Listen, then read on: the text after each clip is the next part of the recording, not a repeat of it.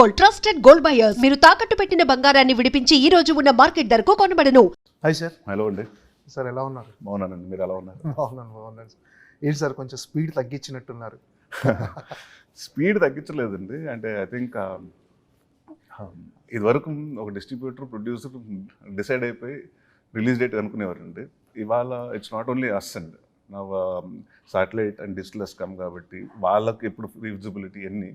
So దాన్ని బట్టండి అంటే దానికోసం తగ్గినాయి అంటే అంత ఫాస్ట్ అంటే నాయనే కదా. ఇన్ జనరల్ సినిమాలు కొంచెం it's going to take little time అండి. ఐ థింక్ మళ్ళీ డెఫినెట్గా నాకైతే ఇప్పుడు 4 సినిమాలు చేయమన్నా 5 సినిమాలు చేయమన్నా నేను వరుసగా చేయడానికి రెడీగా ఉన్నానండి. బట్ సిచ్యువేషన్స్ నా అంటే ఇప్పుడు అందరి అలాగే ఉన్నాయి కాబట్టి we have to be very careful. Especially ఈ టైంలో అంటూనే నాట్ కంగారు పడిపోయి ఇప్పుడు క్వాలిటీ కంటే క్వాంటిటీ కంటే క్వాలిటీ ముఖ్యమైపోయిందండి. సో అందుకనే నేను కొంచెం సెలెక్టివ్గా సంవత్సరానికి 1-2 సినిమాలు అలాగే చేస్తున్నాను. అంటే 2014 నుంచి కొంచెం స్లో అయ్యారు మీరు. 2002 నుంచి ఒక్కొక్కసారి సినిమా ఒక 1 ఇయర్లో 8 మూవీస్ రిలీజ్ అయినాయి. అవునండి. సో అంటే 2014 నుంచి సంవత్సరానికి 2 సినిమాలు 3 సినిమాలు అలా వస్తున్నాయి. అంటే పర్టికులర్గా మీరు అంటే బాగా చూజీగా ఉండటానికి రీజనా సార్? చూజీగా ఉండటమేనా? లేదండి, క్వాలిటీ సినిమాలు చేయాలి. 2012-13 వరకు బాగుందండి. ఐ థింక్ 15 నుంచి లడ్డు బాబు కానివ్వండి అంటే బాగా కష్టపడిన సినిమా అండి. ఆల్మోస్ట్ ఆ లడ్డు బాబుకి 1 ఇయర్ వేస్తుంది నేను సినిమా చేయటం జరిగిందండి. అంటే 1 ఇయర్ టుక్ ఇట్ అండి, ద ప్రాసెస్ ఆఫ్ మేకింగ్. అదొకటి 1 ఇయర్ అవ్వటం అండి. యాక్షన్ 2D అదే మేము 3D అనుకున్నప్పుడు అయితే కొంచెం ఈజీగా అయిపోతుంది. నార్మల్ సినిమాలకు 60-70 రోజులు అవుతుంది అనుకున్నది. అది మాకు 2.5 సంవత్సరాలు పెట్టింది. ఆ 2 అనుకునేంత విజయాలు అదే అనుకున్నంత విజయం సాధించలేదండి. అక్కడి నుంచి కొంత అంటే కొంచెం నాకు 2015 to 2019 ఐ థింక్ నా కెరియర్ లో అని చెప్పొచ్చు. ఎందుకంటే ఏ సినిమాలు చేసినా ఆడతలేదు, కామెడీ అదే రిపీటివ్గా ఉంటున్నాయి అంటున్నారు. అంటే జనరల్గా ఆడియన్స్కి ఏమైపోయిందంటే ఒక పర్సన్ ఒకే పని చేస్తుంటే చూసి అదే ఎప్పుడు అదే పని చేస్తాడంటారు చూసారండి. అండ్ దాని తర్వాత మహర్షి వచ్చిన తర్వాత ఐ టుక్ ఎ డిసిషన్ అండి. అంటే నీ సీరియస్ సినిమా అంటే ఆడియన్స్ లైక్ ఓకే కామెడీ అయిపోయింది, I need to do something, reinvent my self and do something else అని వెయిట్ చేసింది. 9 months తర్వాత నాంది రావటం, అక్కడి నుంచి ఆ సినిమా ఆడటం, కథలు. ఇంకా అప్పటి వరకు నరేష్ మీద కామెడీ కథలే రాద్దాం అనుకున్నారు రైటర్స్ కానీ డైరెక్టర్స్ కానీ. ఓకే నరేష్ని ఇలా కూడా చూపించవచ్చు, ఇలా కూడా అతను చేస్తాడని. సో డిఫరెంట్ కథలు రావటం మొదలుపెట్టాను. ఆ కథలు వచ్చినప్పుడు నేను కూడా ఏంటంటే ఇప్పుడు కాంటెంట్ ఫిల్మ్స్ ఎక్కువ చూస్తున్నానండి. ఆడియన్స్ కొత్తగా లేకపోతే సినిమాలు ఏదో ఒకటి రావట్లేదండి. అంటే ఒకప్పుడు హిట్ యావరేజ్ ఫ్లాప్ సినిమాలు ఉండేయండి. ఇవాళ యావరేజ్ అన్న వర్డ్ లేదండి. సో హిట్ అంటే థియేటర్కి వస్తున్నారండి, ఫ్లాప్ సినిమా అయితే రావట్లేదు, యావరేజ్ అయితే ఓటీటీలు చూసుకుందాం, టెలివిజన్ వచ్చినప్పుడు చూసుకుందాం అన్న మైండ్ సెట్కి వచ్చేసారండి. So audience become very clever and వాళ్ళు కూడా ఏంటంటే ఇప్పుడు ఒక ట్రైలర్ కానివ్వండి లేకపోతే టీజర్ చూసి ఈ సినిమాకి వెళ్ళకూడదా అన్న ఇదైపోతున్నారండి. సో ఐ థింక్ సో అలాంటిటప్పుడు మనం we have to be very careful while choosing films కాబట్టి అండి. ఐ థింక్ నేను 2015 నుంచి 19 వరకు చేసిన మిస్టేక్ మళ్ళీ చేయకూడదని కొంచెం కాన్షియస్ డిసిషన్ తోటి కొంచెం స్లో డౌన్ అయ్యానండి. 2014 లడ్డు బాబు తర్వాత ఆ స్ట్రగులింగ్ పీరియడ్ ఒక రకంగా ఏంటంటే మళ్ళీ సరైన సక్సెస్ రావాలి అంటే జనాలు ఏ సినిమా చూస్తున్నారో అర్థం కాని ఒక కన్ఫ్యూజన్. సో ఆ టైంలో ఎలా ఉండేది సార్ మీ మానసిక పరిస్థితి? అంటే ఎవ్రీ యాక్టర్స్ గో త్రూ అండి. అంటే ఒకటే నేను నమ్ముతాను ఏంటంటేనండి, ప్రతి ఫ్రైడే మంది కాదు అవ్వాలనుకుని కోరుకుంటాం.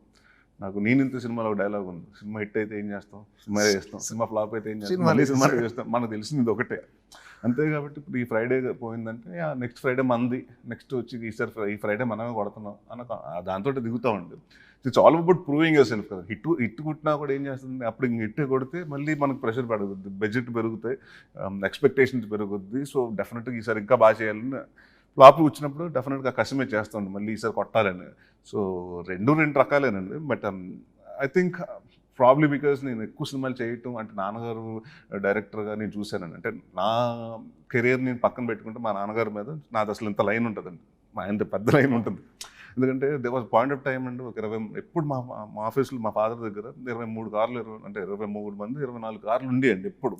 They was a point of time చాలా బాగుంది. తప్పుడు అసలు ఎవరు రాకపోవటం, నాన్నగారు ప్రొడక్షన్ చేయటం. So I think every one goes through that up and down అన్నది ఫేజ్ ఉంటుందండి ఒక లైఫ్లో. And that I think teachers you a lot. ఎందుకంటే ఎస్పెషల్లీ 15 నుంచి 19 వరకు నేను నేర్చుకున్నది ఏంటంటే where I was going wrong అంటే ఆబ్లిగేషన్తో సినిమాలు చేసి నాకు బాగా తెలుసు వాళ్ళ కోసం, నాన్నగారి ఫ్రెండ్షిప్ కోసం, ఇలాంటి చాలా కొన్ని కొన్ని మిస్టేక్లు చేశాను. దాని తర్వాత అర్థమైంది ఏంటంటే ఆబ్లిగేషన్ కోసం ఏమీ చేయకూడదు. కావాలంటే అతనికి ఏదైనా డబ్బు ఇచ్చి పంపించేసే కానీ హెల్ప్ చేయి, అంతేగాని అంటే మాట సాయం చేస్తావా లేకపోతే డబ్బు సాయం చేస్తావా చేయి, కానీ యూ షుడ్ నాట్ అంటే మన కెరీర్ సాక్రిఫైస్ చేసుకున్నంత త్యాగం మాత్రం ఇప్పుడు చేయకూడదని ఫిక్స్ అయ్యాము. సార్ అంటే నాన్నగారు మంచి పీక్స్ టైంలో ఉన్నప్పుడు నిజంగా 15 మంది ప్రొడ్యూసర్లు వెయిట్ చేసేవాళ్ళు నాన్నగారి గురించి సినిమా చేయాలి అని. దాని తర్వాత కొన్ని ఫ్లాప్లు వచ్చిన తర్వాత మళ్ళీ నాన్నగారి ఓన్ ప్రొడక్షన్ స్టార్ట్ చేయడం, అలాంటి ఫేజ్ మీ కెరీర్లో కూడా వచ్చింది అంటున్నారా? ఇది చాలా అబౌట్ ఇక్కడ ఏంటంటేనండి, ఎవరు సక్సెస్ ఉన్న వాళ్ళ మీద సినిమా తీద్దాం అనుకుంటారు. ఎవరు ఇప్పుడు నాకు చాలామంది ప్రొడ్యూసర్ నాకు ఇష్టం ఉన్నారు. ఇప్పుడు అనిల్ గారు వీళ్ళందరూ మన రెగ్యులర్ ప్రొడ్యూసర్స్ అండి. బట్ అందరూ ఓకే మన హీరో అనుకుంటారు కానీ but end of the day ఎక్కడో తెలియకుండా అంటే సక్సెసే కదండి. ఇప్పుడు నేను ఏదన్నా ఇప్పుడు మేము ఏదో రూపాయి పెడుతున్నానంటే నాకు ఒక 90 పైసలు వచ్చిన 10 పైసలు నేను రిస్క్ చేసుకుంటాను, అంతేగాని నేను 90 పైసలు రిస్క్ చేసుకుని బిజినెస్ ఎవరు చేయరు కాబట్టి. ఐ థింక్ నాన్నగారు అదే టైం అండి ఆ పాయింట్ ఆఫ్ టైంలో హిట్లు ఉన్నప్పుడు డెఫినెట్గా కొంత మన మీద బిలీవబిలిటీ ఉంటుందని డిస్ట్రిబ్యూటర్స్ కానీ ఎగ్జిబ్యూటర్స్ కానీ డైరెక్ట్ అందరికీ కొంచెం ఓకే కొనొచ్చు ఇతను మీదండి. ఫ్లాప్లు ఉన్నప్పుడు కొంత డౌట్ ఉంటుందండి, మన మార్కెట్ ఎంతవరకు ఉంటుంది, ఇతన్ని కొంటే ఎంత మిగులుతుంది అన్న చిన్న కన్ఫ్యూజన్ ఉంటుందండి. So I don't blame anyone అండి. It's all about market demand and supply కాబట్టి అండి ఇక్కడ ఐ డోంట్ బ్లేమ్ ఎనీవన్ అండి. బట్ మనం కంటిన్యూస్గా we have to be in the ఫామ్లో ఉండాలండి అంతే. మనం ప్రూవ్ చేసుకోవాలండి అంతే. ఎవ్రీ టైం ఒక హిట్ వచ్చినప్పుడు మనం అంత నెక్స్ట్ సినిమా అలా ప్రూవ్ చేసుకుంటాం, ఫ్లాప్ వచ్చినప్పుడు కూడా మనం ప్రూవ్ చేసుకుని ఈసారి hit పడుతున్నామని.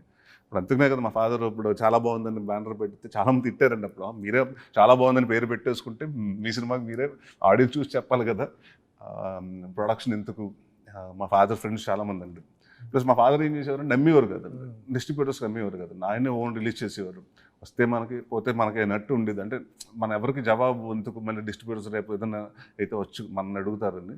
So he used to take that risk అండి. సో కొన్ని వర్కౌట్ అయినాయి, కొన్ని ఆడలేదండి. సో బట్ నాకు చేయటం వల్ల చాలా బాగుంది సినిమా చేయటం వల్ల నేను ప్రొడక్షన్కి వచ్చాను, క్యాషియర్గా ఆ సినిమాకి జాయిన్ అయ్యాను. దాని తర్వాత ఆన్లైన్ ప్రొడ్యూసర్ అయ్యాను.